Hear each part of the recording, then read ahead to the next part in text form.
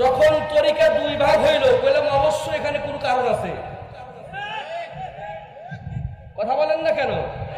এখানে এদিকে খেয়াল করেন, আমার দোস্ত পাই বললো না দোস্ত কিছু, আমি কি কই শোনেন। আমি তখন চিন্তা করলাম যে বেদান্ত বাইরে গেল, সিরাজগঞ্জের মধ্যে তো কোনো আলেম পাইব না, ব্যাগ আলেমই তো স্বপ্নে হযরতজি জিনাপাড়া হযরতের কাছে বায়াত করে দিছে।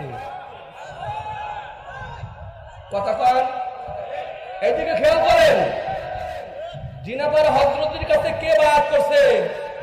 কিছু বোঝেন, সাহেব বায়াত করে দিছেন, তার মানে আল্লাহ বায়াত করে দিছে। মিয়া কথা বলেন না কা?